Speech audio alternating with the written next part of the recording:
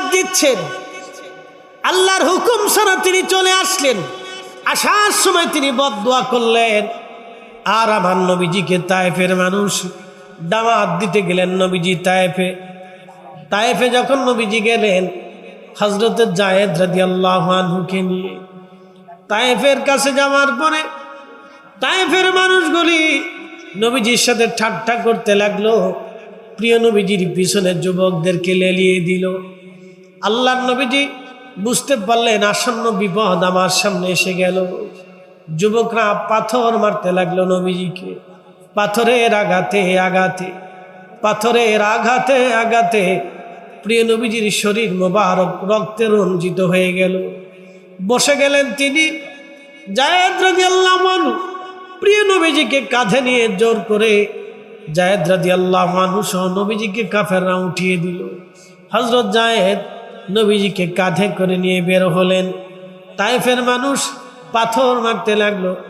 যদি কোনোদিন হাজি তায়েফে যান, ও হাজি, যদি কোনোদিন তায়েফে আপনি যান, এখনো সেই আঙ্গুরের বাগানের সেই জায়গাটা আছে, সেই রাস্তা এখনো, যে রাস্তা দিয়ে নবীজিকে পাথর মারা হয়েছিল। হযরত আলী ওই রাস্তার পাশে একটা মসজিদ বানিয়েছিলেন। সেই মসজিদটা এখনো আছে। মসজিদের মিনার এখনো আছে, যে মিনারায় দাঁড়ায়া হযরতে সাহাবীরা আযান দিতেন, সেই মিনার এখনো আছে। আল্লাহর নবী যে আঙ্গুরের বাগানের কাছে চলে গেলেন, হযরতে আদিস রাদিয়াল্লাহু আনহু, খুব মনোযোগ দিবেন, নবীজি রওনা দিলেন। হযরতে যায়েদ নবীজিকে কাঁধে করে নিয়ে রওনা দিলেন। পাথরের আঘাতে প্রিয় নবীজির শরীর মোবারক থেকে রক্তে রঞ্জিত হয়ে পাদুকা জুতা মোবারকের ভিতরে রক্তগুলি ঢুকে গেল। রক্তগুলি জুতা মোবারক পায়ের মধ্যে লেগে গেল। আল্লাহর নবী একটা আঙ্গুরের বাগানের কাছে আসলেন। এক বিধর্মীর আঙ্গুরের বাগানে আসার পরে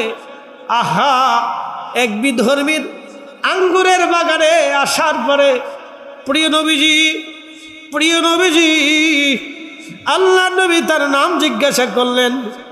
তখন ওই বাগানের যিনি মালিক, তিনি ছিলেন ওই লোকের গোলাপ। তখন নবীজি ডাক দিলেন, তোমার নাম কি? নাম বলার পরে বললেন, হে আল্লাহর বান্দা, তোমার বাড়ি কোন জায়গা? বলে, আমার বাড়ি নিনুয়াও। মানে নবীজি ডাক দিয়ে বললেন, তাহলে শোনো, তোমার বাড়ি সাইয়েদনা হযরত ইউনূস আলাইহিস সালাতু ওয়াস সালামের জমিনে। তখন এই গোলাম ডাক দিয়ে বলল, আপনি কে? বলে, আমি নবী, আমি আখিরি নবী। বলে, আমার নবী ইউনূসকে আপনি কি করেছিলেন? আমাদের জমিনের নবী হযরত ইউনূসকে আপনি কি করেছিলেন? বলতেছে, শোনো আল্লাহর বান্দা, আমি নবী, আমার ইউনূস আল্লাহর নবী। এক নবী আর এক নবীকে চিনে। একবার জোরে বলা যাবে কি মারহাবা? তখন গোলাম ডাক দিল, হুজুর আপনি বিশ্রাম করেন, আপনার জন্য আমি আঙ্গুর নিয়ে আসতেছি। এক থোকা আঙ্গুর নিয়ে আসা হলো। আঙ্গুর এনে নবীজির সামনে তুলে ধরে বলেন, ইয়া রাসূলুল্লাহি, এই আঙ্গুর খায়ে আপনি কোন রকম আপনার ক্লান্তি দূর করে নেন। দেওয়ার মতো আর কিছুই নাই, এই বাগান থেকে আপনাকে আমি আঙ্গুর দিলাম। আল্লাহর নবী বসে আছেন, আঙ্গুরকে বিশ্রাম করতেছিলেন। ঠিক তখনই জিবরিল আমিন ওইখানে এসে তাশরীফ আনলেন। ডাক দিলেন, হুজুর অনুমতি যদি দেন, তায়েফের বিশাল বড় পাহাড় খানা আমি এই তায়েফের বাসিন্দাদের উপরে চাপিয়ে দিব। আপনি অনুমতি দেন। পাহাড়ের ফেরেশতা আমার সাথে আসছে। হুজুর, যেই ফেরেশতারা পাহাড় নিয়ন্ত্রণ করে এরা আমার সাথে আসছে। আল্লাহ হুকুম দিয়েছেন, আপনি অনুমতি দিলেন, পুরা তায়েফটাকে আমি পাহাড় দিয়ে একেবারে মাটির সাথে মিশিয়ে দেব। ইয়া রাসূলুল্লাহ, যারা আপনাকে আঘাত করেছে তাদেরকে আমি ধ্বংস করে দিব। নবীজি তখনই আল্লাহর দরবারে হাত বাড়িয়ে দিলেন, চোখের পানি ছেড়ে দিয়ে বলেন, ইয়া রাব্বি, ওরা আমার উম্মত।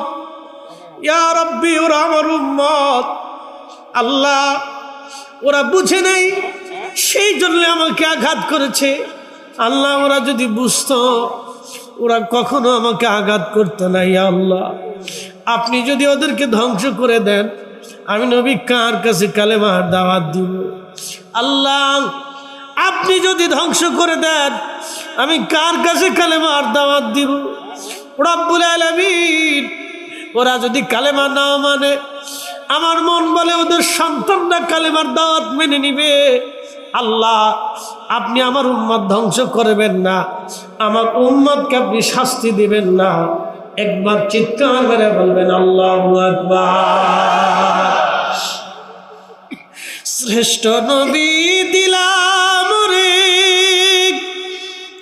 তোরে নিতে রোজ হাসরে, শ্রেষ্ঠ নবী দিলাম রে তোরে নিতে রোজ হাসরে, পথ না ভুলি তাই তো দিলে পাক কুরআনের বাণী খুদা তোমার মেহেরবানি।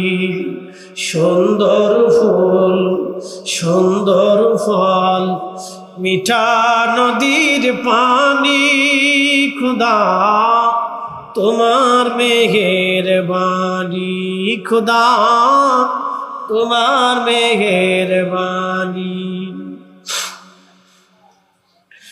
পঞ্চগড়বাসী আমাদের জন্য নবী ওই সময় কাঁদলেন।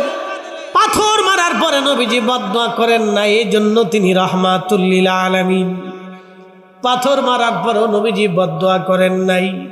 যদি কোনোদিন মদিনাতে যান, খন্দকে চলে যাবেন, খন্দকের পাহাড়ের পিছনে একটা পাহাড় আপনি পাবেন, এই পাহাড়ের নাম জাবালে আবু সিলা। এই জাবালে আবু সিলাতে ছোট্ট একটা গুহা আছে। এই গুহার ভিতরে আমার নবীজি একাধারে 3 দিন 3 রাত পর্যন্ত সিজদার মধ্যে ছিলেন। ইয়া রব হাবলি উম্মতি, ইয়া রব হাবলি উম্মতি বলে বলে নবীজি কেঁদেছিলেন। জাবালে আবু সিলা এখনো আছে, সেই গুহাটা এখনো আছে। 3 দিন 3 রাত পর্যন্ত নবীজি আমাদের জন্য এই পাহাড়ে কেঁদেছে। তায়েফের ময়দানে রক্তাক্ত অবস্থায় আহত নবীজি সেই তায়েফের ময়দানে পাহাড়ের পাশে বসে বসে নবী কেঁদেছেন। যেখানে কেঁদেছিলেন সেখানে এখন একটা মসজিদ আছে। হাজি যদি কোনো দিন যান, ওইখানে যায় 2 রাকাত নামাজ পড়ে আমার রসুলের জন্য বকশিশ করে আসবেন। কারণ এইখানে আল্লাহ নবীর একটা দোয়া কবুল হয়েছিল, আল্লাহ আমার উম্মতরে আপনি গজব দিয়ে ধ্বংস করে দিবেন না, আল্লাহ আমার উম্মত ধ্বংস করবেন না, আল্লাহ আমার উম্মত ধ্বংস করবেন না। আল্লাহর নবী বলতেন, আমার উম্মতরে আমি আল্লাহর কাছে কয়েকটা দোয়া করলাম, তার একটা দোয়া ছিল, আল্লাহ আপনি আমার উম্মত ধ্বংস করবেন না।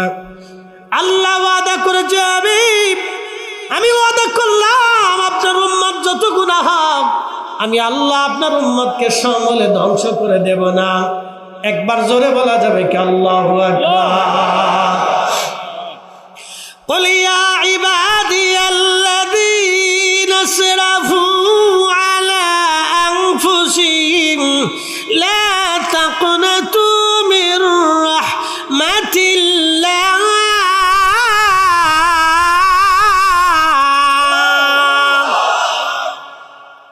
হুজুর আপনি আপনার উম্মতকে বলেন, হে আমার বান্দারা, নফসের সাথে তুমি যত গুনাহ করো না কেন, অনেক গুনাহ তুমি করেছো, গুনাহ করে করে করে করে পাহাড় আর জমিন আর আসমান তুমি ভরে ফেলেছো। ভয় নাই, চিন্তা নাই, ভয় নাই, চিন্তা নাই, তুমি পেরেশানি হইও না। লা তাকনাতু মির রাহমাতিল্লাহ, আমার রহমত থেকে তুমি নিরাশ হইও না। ইন্নাল্লাহা ইয়াগফিরু যুনুবা জামিআ,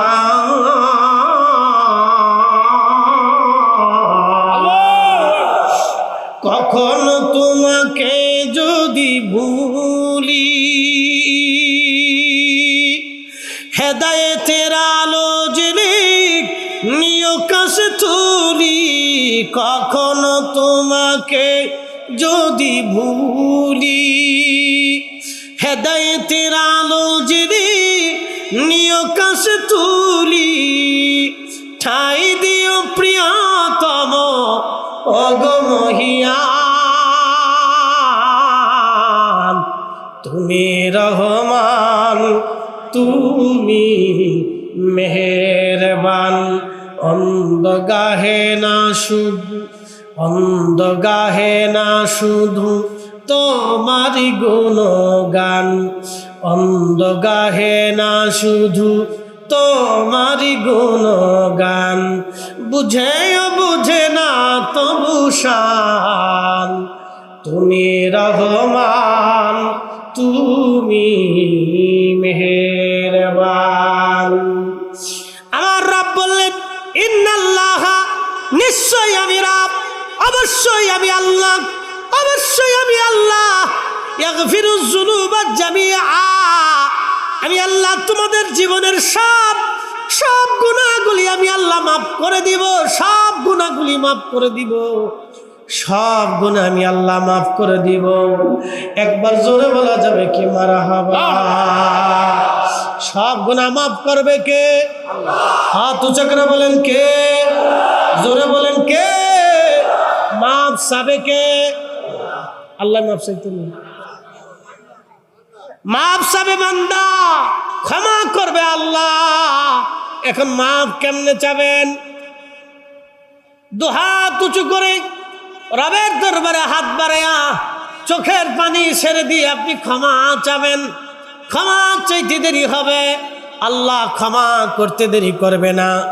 এখন যারা দোয়া মানে না, দোয়া যারা করে না, দোয়া যারা বন্ধ করে দিয়েছে, আমার আর বোঝার বাকি নাই, ওরা সব শয়তানের দালা। ঠিক কিনা? আমরা জিন্দা থাকতে হতে দেব, আমরা জিন্দা থাকতে হতে দেব, আমরা জিন্দা থাকতে হতে দেব। দোয়া চলবে, হাত উঁচু করে বলেন চলবে। দোয়া চলবে, নামাজের পরে চলবে, মাহফিলের পরে চলবে, কোরআন খতমের পরে চলবে, মিলাদের পরে চলবে, জিয়ারতের পরে চলবে, ফাতিহার পরে চলবে, চলবে। আল্লাহ কবুল করুক, বলেন আমিন। জিনে এবং ফেরেশতায় বিজ্ঞান বিশ্বাসী না, কিন্তু কোরআন হাদিসের পরিভাষায় সৃষ্টিতে আরো দুটো জাতি আছে, এটার নাম জিন এবং ফেরেশতা। জিনদেরকে আল্লাহ আগুন দিয়ে সৃষ্টি করেছেন, ফেরেশতাদেরকে আল্লাহ নূর থেকে সৃষ্টি করেছেন। এটা আল্লাহরই এক মহা সৃষ্টির রূপ।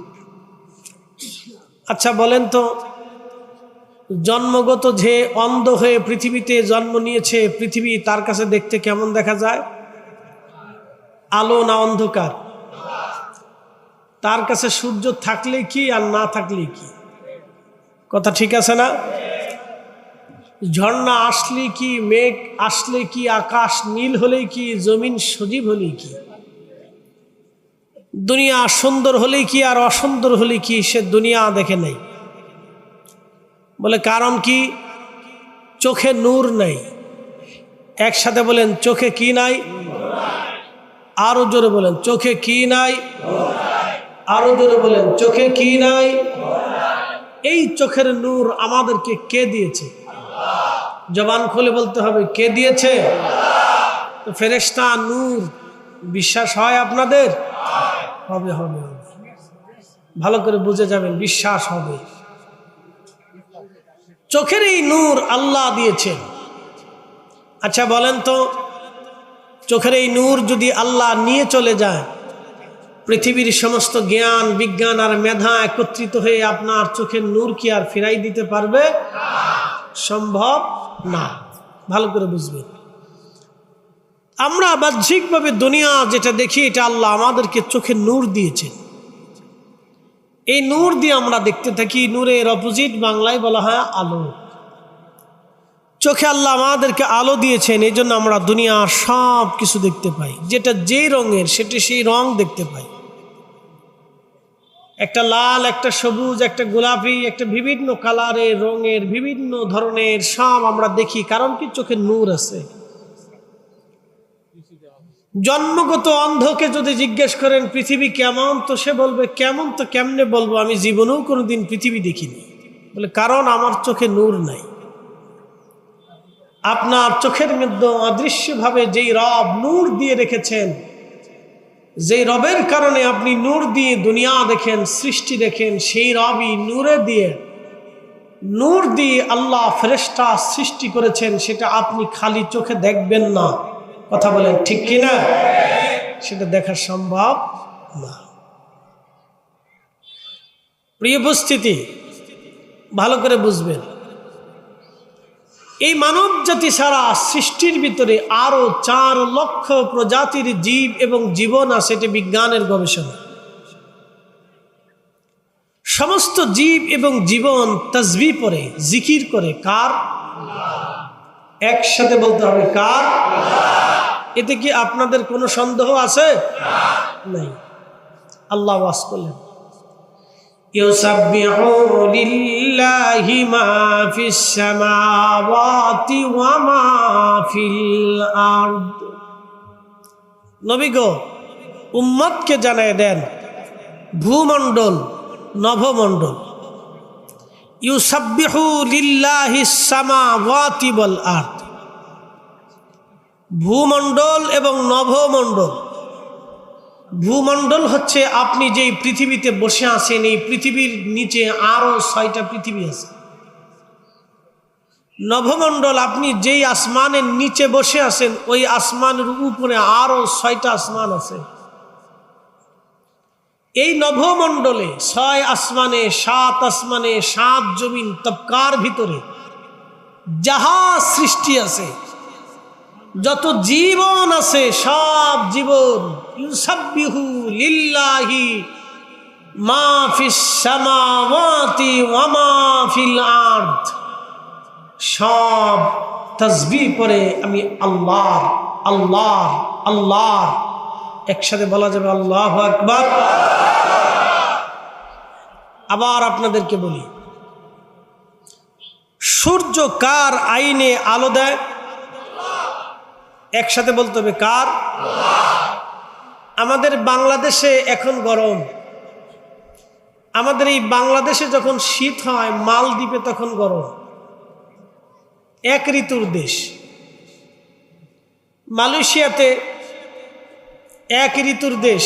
সবসময় কোনো না কোনো সময় একটু বৃষ্টি হয়, মেঘ হয়, আলো হয়, আধার হয়, এক ঋতু চলতেছে। আমাদের থেকে মাত্র 1 ঘন্টার দূরত্ব, 1 ঘন্টার ডিস্টেন্স, সময়ের 1 ঘন্টা পার্থক্যর মালদ্বীপে সারা বছর একই ঋতু, কোনো ঋতুর পরিবর্তন নেই। আচ্ছা, আমরা রিল্যাক্সে বসি, ঠিক আছে? আচ্ছা, বসে ঠিক আছে। আচ্ছা, ভালো আছে, সুন্দর আছে। ভালো করে বুঝবেন, বাংলাদেশ থেকে বিমান উড্ডয়নের পরে 3.5 ঘন্টা লাগে মালদ্বীপে পৌঁছাইতে। ভারত মহাসাগরের একটা ছোট্ট দ্বীপপুঞ্জ দেশ মালদ্বীপ। মহাসাগরের ভিতরে, তার চারপাশে শুধু সাগর আর সাগর, পানি আর পানি। এক ঋতু। বাংলাদেশে 6 ঋতু। ভালো করে বুঝবেন, বাংলাদেশে 6 ঋতু, মালদ্বীপে একটা দেশে 1 ঋতু, মালয়েশিয়াতে 1 ঋতু। আবার একটু পার হলেই চীন যদি যান তো প্রচণ্ড বরফ পরে ঠান্ডা। আবার ভারতের ভিতরে যদি ঢুকেন, একই ভারতের বর্ষের ভিতরে বহু ঋতু। আচ্ছা বলেন তো, এই ঋতুগুলি প্রাকৃতিক সিচুয়েশন চেঞ্জ হয়, এটা কি আমাদের ইচ্ছায় না আল্লাহর ইচ্ছা? না না, জোরে বলেন কার ইচ্ছা? এতে কি কোনো সন্দেহ আছে? তাহলে সৃষ্টি প্রকৃতি কার নিয়মে চলে? আল্লাহর দেওয়ার নিয়মে চলে, কোনো সন্দেহ নেই। সেটাও আল্লাহ ওয়াজ করলেন, আলম তারা আন্নাল্লাহা ইয়াসজুদু লাহু মান ফিস সামাওয়াতি ওয়া মান ফিল আরদ। নবীজি আপনি কি দেখেন না, অ্যাটেনশন, নবীজি আপনি কি দেখেন না ভূমণ্ডল ও নভমণ্ডলে 7 আসমান ও 7 জমিনের ভিতরে যাহা কিছু আছে সব আমি আল্লাহকে সেজদা দেয়। একসাথে বলবেন আল্লাহু আকবার। সেজদা কাকে? জোরে বলতে হবে কাকে? আল্লাহ। আরো জোরে বলেন কাকে? আল্লাহকে। মনে কিছু নিয়েন না। এতদিন বাংলাদেশে বহু মৌলবীরা ওয়াজ করলো আটটুসি হিন্দু যাইকে। এখন মৌলবীদেরকে জিজ্ঞেস করলাম তোমরা মন্দিরে যায় বসে খাবার খাও কে? হাত উঁচা করে বলেন, কথা বলেন। তাদেরকে জিজ্ঞেস করেন, এই মৌলবী তোমার ওইখানে কাজ কি? তারা পূজা করুক আর্চনা করুক, তাদের ধর্ম তারা পালন করুক, তো তুমি মন্দিরে যায় কি করো? কি কথা কর না কেন? আমাদের দরবারে হিন্দু ভাইরা যায় না? কথা কর না কেন? যায় না? আমরা তাদের খাবার দেই না, বসার জায়গা দেই না, তারা আমাদের মেহমান। মেহমান জোরে বলেন তারা কি? মেজবানের দায়িত্ব কি? মেহমানকে সমাদর করা। বৌদ্ধ ধর্মের একজন ব্যক্তি যদি আপনার ঘরে আসে, তাহলে আপনার ঘরে যা আছে তাই খাবার টাবার দিয়ে তাকে সমাদর করা, সে যে ধর্মেরই হোক। কথা বলেন ঠিক কিনা? কারণ সে মেহমান হিসেবে আসছে, তাকে নিরাপত্তা দেওয়া, তার সমাদর করা, এটা আল্লাহর নবীর তরিকা। এত বছর ধরে আমাদের দরবারে হিন্দু গেল, তোমরাই ওয়াজ করলা হিন্দুর বাড়ি হিন্দু যায়, আটটুসি হিন্দু যায়, কিন্তু তোমরা মন্দিরে যাও কে? হ্যাঁ, মন্দিরে তোমাদের কাজ কি? আবার মন্দিরে যায় দেখি বসে বসে কোক খাও, বিস্কিট খাও। ও ভোটের বেলায় তোমাদের কাছে সব হালাল হয়। দুনিয়াবি লোভের মসনদের জন্য তোমরা যা ইচ্ছা তাই ফতোয়া ঘুরাইবা। আরে শোনেন, এদেশে ইসলাম এনেছেন আউলিয়া کرام। খাজা বাবা আজমেরি রহিমাহুল্লাহ সেই দিন যদি আজমির থেকে পানিপথে ধুলা নিক্ষেপ না করতে পারতেন, তাহলে আজকের ইসলাম হয়তো আপনার নসিবে হতো না। শাহজালাল আমানি মুজাররিদি যদি সেই দিন সুরমা নদীতে যাই নামাজ বিছাইতে না পারতেন, তাহলে আজকের বাংলাদেশে হয়তো ইসলাম আপনি খুঁজে পেতেন না। মুজাদ্দিদ আল ফসানি শরীহিন্দি ফারুকি রহিমাহুল্লাহ যদি সেই দিন সিংহের খাঁচার ভিতরে সম্রাট জাহাঙ্গীরের পাতানো সেই ফাঁদে সিংহের সামনে যদি নামাজ পড়তে না পারতেন, তাহলে আজকের এই কালেমা আল্লাহর জমিনে উঠত না। কথা বলেন ঠিক না?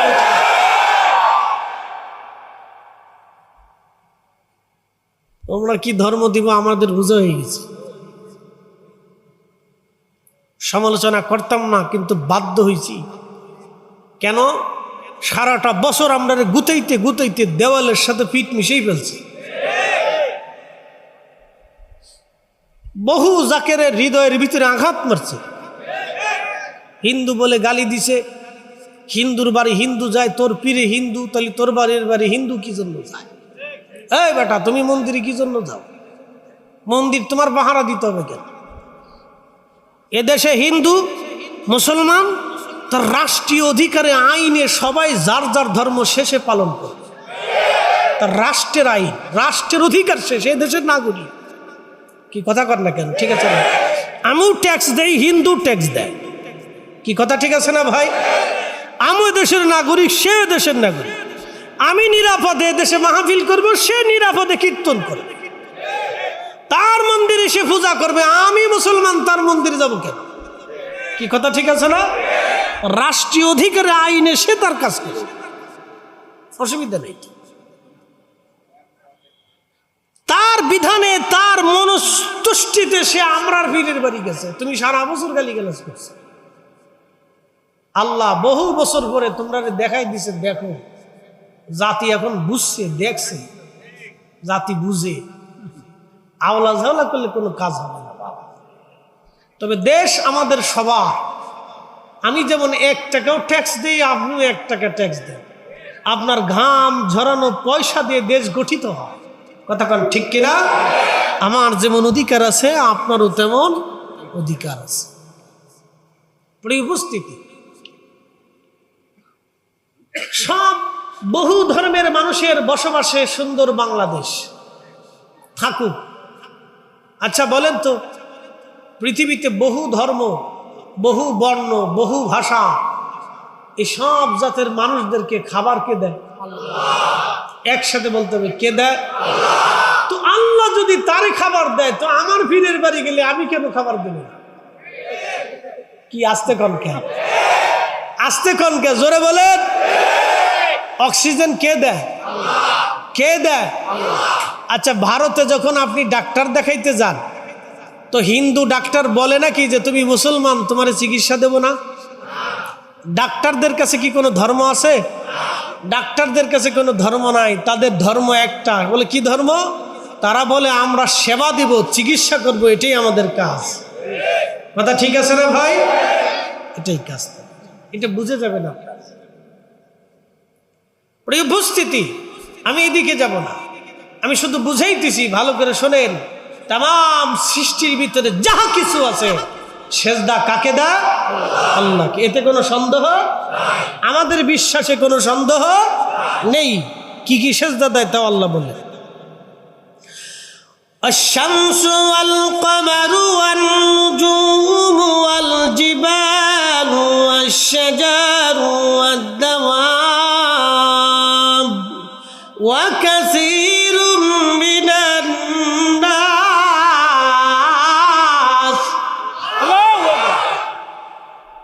হাবিব উম্মতকে বলেন, সূর্য আমাকে সেজদা দেয়।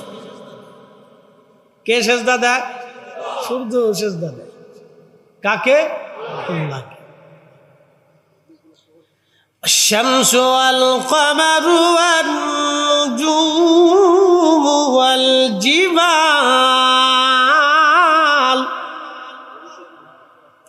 চাঁদ আমাকে সেজদা দেয়, तमाम नक्षत्र राजी আমাকে সেজদা দেয়, পাহাড় সমূহ আমাকে সেজদা দেয়, গাছ আমাকে সেজদা দেয়।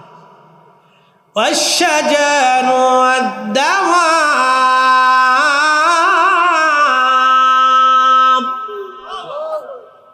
तमाम मखलूक प्राणीकुल আমাকে সেজদা দেয়। وكثير من الناس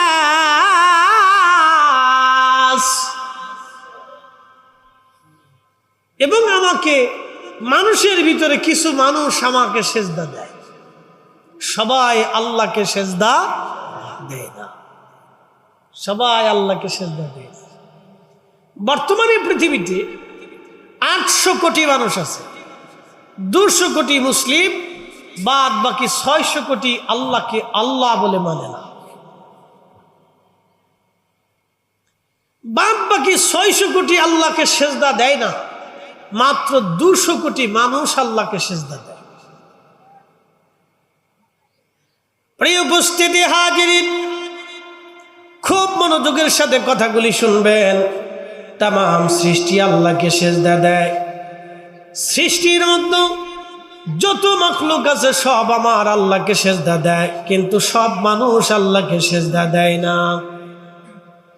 যত গাছ আছে আল্লাহকে সেজদা দেয়। সাইয়েদুনা হযরত ইউনূস আলাইহিস সালামকে মাছেরা খেয়ে ফেলে দিল।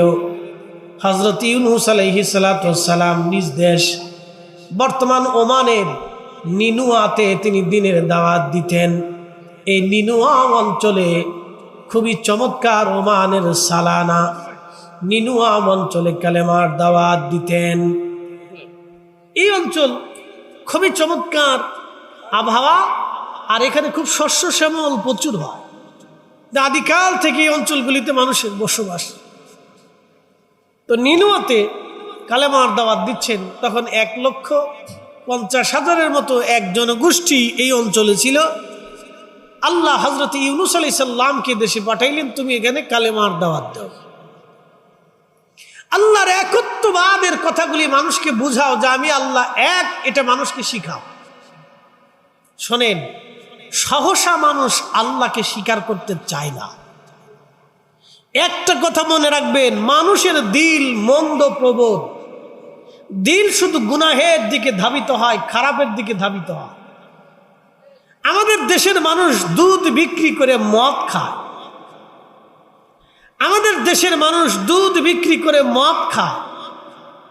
হারামের দিকে মানুষের ঝোঁক বেশি থাকে, খারাপের দিকে মানুষের ঝোঁক বেশি থাকে, সুদের দিকে মানুষের ঝোঁক বেশি থাকে, ঘুষের দিকে মানুষের ঝোঁক বেশি থাকে, মিথ্যা সাক্ষ্য দেওয়ার জন্য মানুষের হৃদয় উৎফুল্ল থাকে, মিথ্যা কথা বলতে মানুষের হৃদয় উৎফুল্ল থাকে, ধোঁকা দিতে মানুষের হৃদয় উৎফুল্ল থাকে, গীবত তোহমত মিথ্যা বহতান করতে মানুষের দিল উদ্বুদ্ধ থাকে, নামাজ ছেড়ে দিতে মানুষের দিল উদ্বুদ্ধ থাকে, অহংকারী হতে মানুষের দিল উদ্বুদ্ধ থাকে, কুরিপুগুলি মানুষের অন্তরে সৃষ্টি হয়, খারাপের দিকে মানুষের দিল সবসময় উদ্বুদ্ধ থাকে। আলাইহিস সালাতু ওয়াস সালাম মন বেজার করে তিনি নিনুয়া থেকে বের হয়ে গেলেন। যখন নিনুয়া থেকে তিনি বের হয়ে গেলেন, বের হওয়ার সময় তিনি বদদোয়া করলেন, আল্লাহ এই জাতিকে তুমি ধ্বংস করে দাও, যে জাতির মধ্যে আমি বহু বছর কালেমার দাওয়াত দিলাম অথচ তারা মানল না। একটা কথা মনে রাখবেন, আমার নবীকে আল্লাহ বলছেন, ওমা আরসালনাকা ইল্লা রাহমাতাল লিল আলামিন। চিৎকার মেরে জোরে বলেন না মারহাবা। বনের যত পশুগণ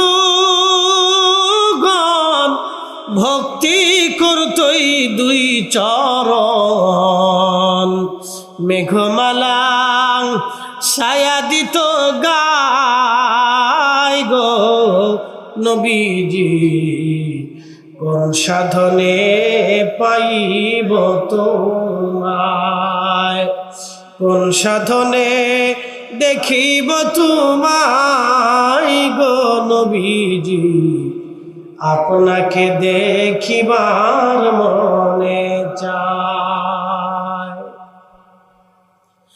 হযরত নবী ইউনূস কালেমার দাওয়াত দিচ্ছেন, আল্লাহর হুকুম ছাড়া তিনি চলে আসলেন। আসার সময় তিনি বদদোয়া করলেন, আর আমার নবীজিকে তায়েফের মানুষ দাওয়াত দিতে গেলেন। নবীজি তায়েফে যখন নবীজি গেলেন, হযরত যায়েদ রাদিয়াল্লাহু আনহুকে নিয়ে তায়েফের কাছে যাওয়ার পরে তায়েফের মানুষগুলি নবীজির সাথে ঠাট্টা করতে লাগলো, প্রিয় নবীজির পিছনে যুবকদেরকে লেলিয়ে দিল। আল্লাহর নবীজি বুঝতে পারলেন আসন্ন বিপদ আমার সামনে এসে গেল। যুবকরা পাথর মারতে লাগলো নবীজিকে, পাথরের আঘাতে আঘাতে, পাথরের আঘাতে আঘাতে প্রিয় নবীজির শরীর মোবারক রক্তে রঞ্জিত হয়ে গেল। বসে গেলেন তিনি। যায়েদ রাদিয়াল্লাহু আনহু প্রিয় নবীজিকে কাঁধে নিয়ে জোর করে যায়েদ রাদিয়াল্লাহু আনহু সহ নবীজিকে কাফেররা উঠিয়ে দিল। হযরত যায়েদ নবীজিকে কাঁধে করে নিয়ে বের হলেন। তায়েফের মানুষ পাথর মারতে লাগলো। যদি কোনোদিন হাজী তায়েফে যান, ও হাজী, যদি কোনোদিন তায়েফে আপনি যান, এখনো সেই আঙ্গুরের বাগানের সেই জায়গাটা আছে, সেই রাস্তা এখনো, যে রাস্তা দিয়ে নবীজিকে পাথর মারা হয়েছিল।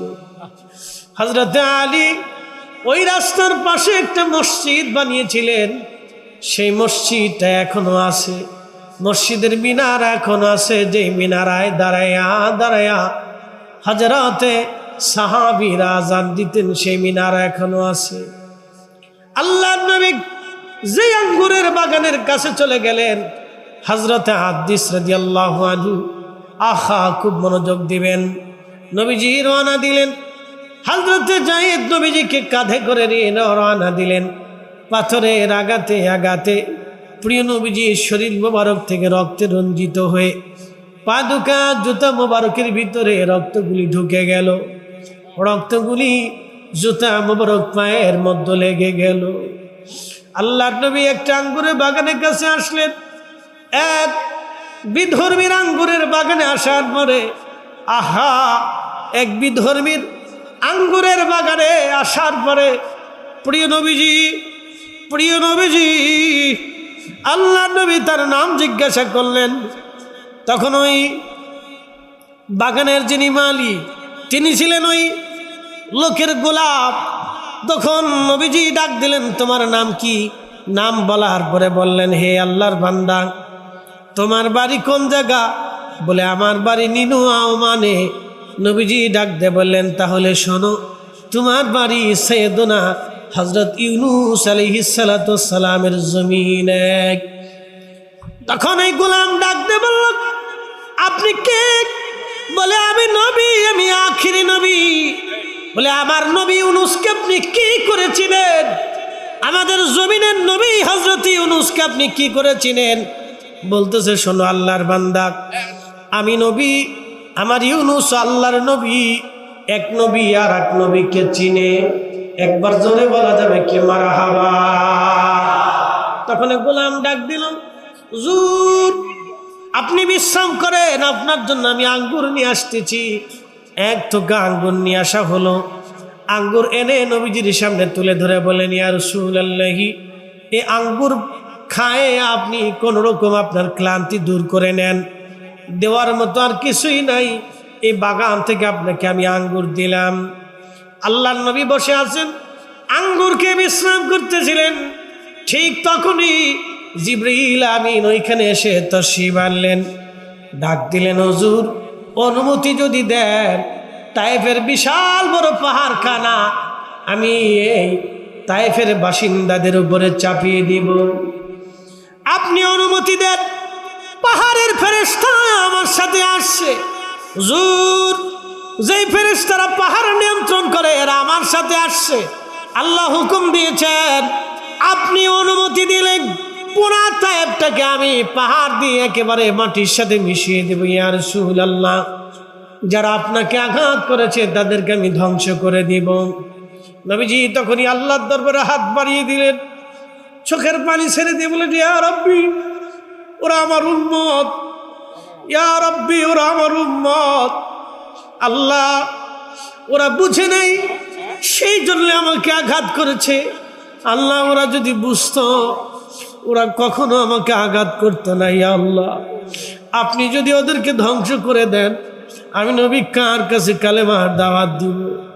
আল্লাহ, আপনি যদি ধ্বংস করে দেন, আমি কার কাছে কালেমার দাওয়াত দিব? রব্বুল আলামিন, ওরা যদি কালেমা না মানে, আমার মন বলে ওদের সন্তানরা কালেমার দাওয়াত মেনে নিবে। আল্লাহ, আপনি আমার উম্মত ধ্বংস করবেন না, আমার উম্মতকে আপনি শাস্তি দিবেন না। একবার চিৎকার করে বলবেন আল্লাহু আকবার। শ্রেষ্ঠ নবী দিলাম রে তোরে নিতে রোজ হাসরে। শ্রেষ্ঠ নবী দিলাম রে তোরে নিতে রোজ হাসরে। পথ না ভুলি তাই তো দিলে পাক কুরআনের বাণী। খুদা তোমার মেহেরবানি। সুন্দর ফুল সুন্দর ফল মিঠা নদীর পানি। খুদা তোমার মেহেরবানি। খুদা তোমার মেহেরবানি। এ পঞ্চগড়বাসী,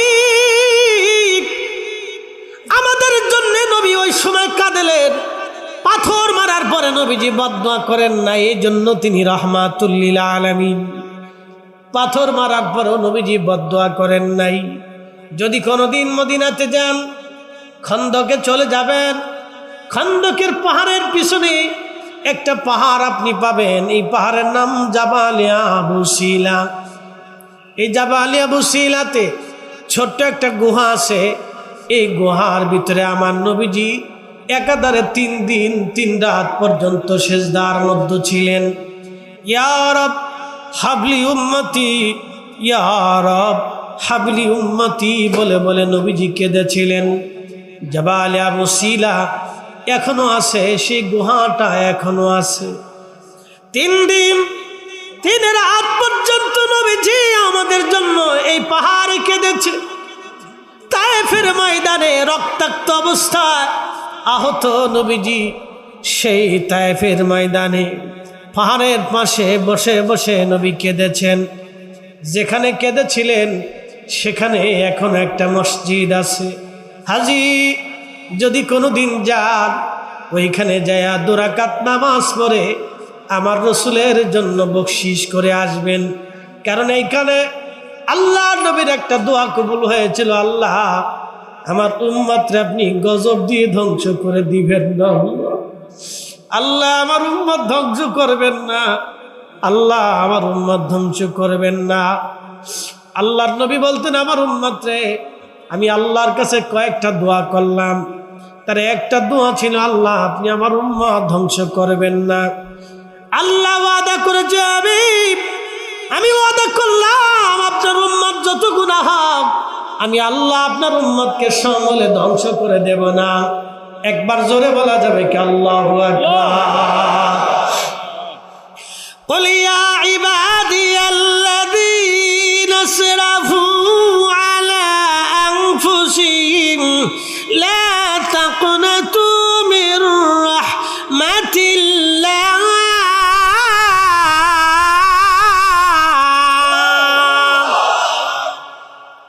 হুজুর আপনি আপনার উম্মতকে বলেন, হে আমার বান্দারা, নফসের সাথে তুমি যত গুনাহ করো না কেন, অনেক গুনাহ তুমি করেছো, গুনাহ করে করে করে করে পাহাড় আর জমিন আর আসমান তুমি ভরে ফেলেছো। ভয় নাই, চিন্তা নাই, ভয় নাই, চিন্তা নাই, তুমি পেরেশানি হয়ো না। লা তাকনাতু মির রাহমাতিল্লাহ, আমার রহমত থেকে তুমি নিরাশ হয়ো না। ইন্নাল্লাহা ইয়াগফিরু যুনুবা জামিআ,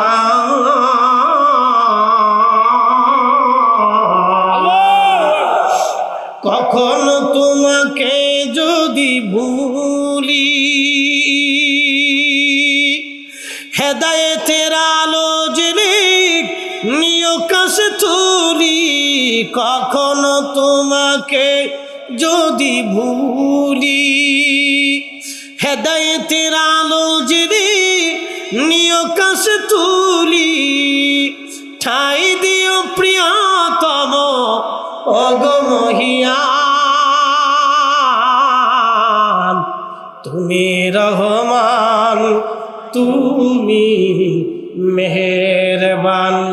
অন্ধ গাহে না শুধু, অন্ধ গাহে না শুধু তোমারি গুণগান, অন্ধ গাহে না শুধু তোমারি গুণগান, বুঝেও বুঝে না তবু শান, তুমি রহমান তুমি মেহেরবান। আমার রব বললেন, ইন্নাল্লাহা, নিশ্চয় আমি রব, অবশ্যই আমি আল্লাহ, অবশ্যই আমি আল্লাহ, ইয়াগফিরুজ যুনুবা জামিআ, আমি আল্লাহ তোমাদের জীবনের সব সব গুনাহগুলি আমি আল্লাহ মাফ করে দিব, সব গুনাহগুলি মাফ করে দিব, সব গুনাহ আমি আল্লাহ মাফ করে দিব। একবার জোরে বলা যাবে কি মারহাবা। সব গুনাহ মাফ করবে কে? আল্লাহ। হাত উঁচু করে বলেন কে?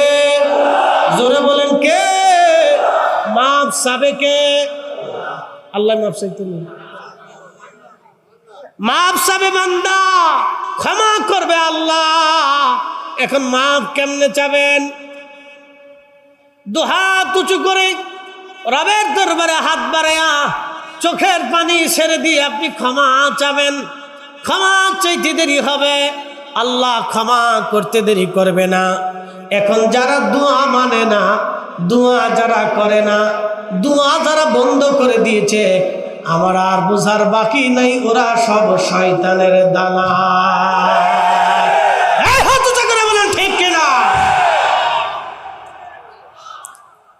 আমরা জিন্দা থাকতে হতে দেব, আমরা জিন্দা থাকতে হতে দেব, আমরা জিন্দা থাকতে হতে দেব।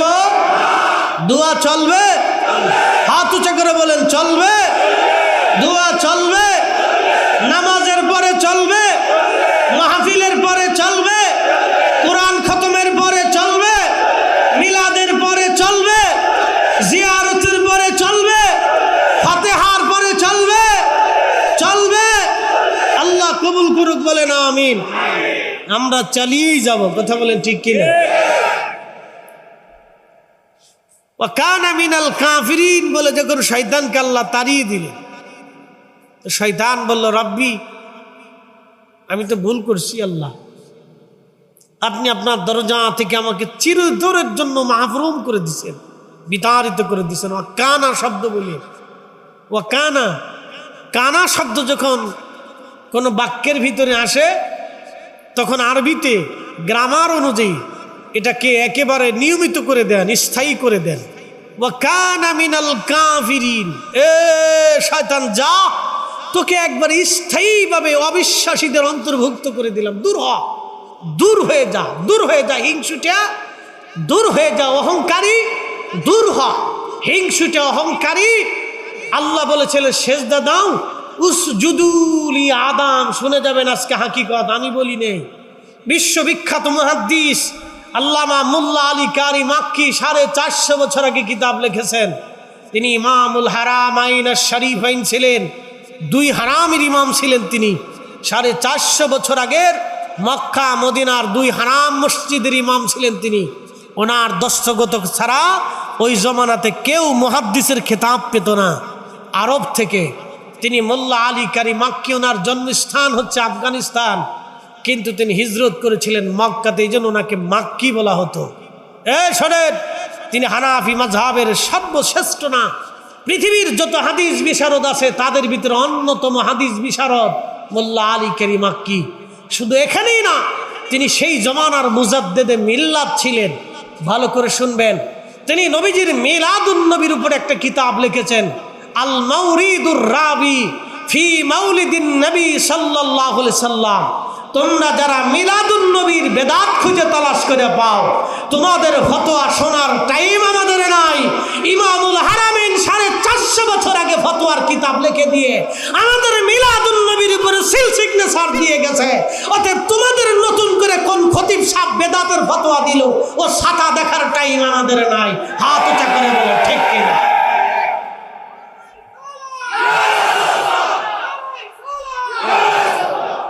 এগুলি দেখার টাইম নেই। কোন মুর্শিদের খতিব সাহেব বেদাতের ফতোয়া দিছে, ও ছাতা দেখার সময় আমাদের নাই।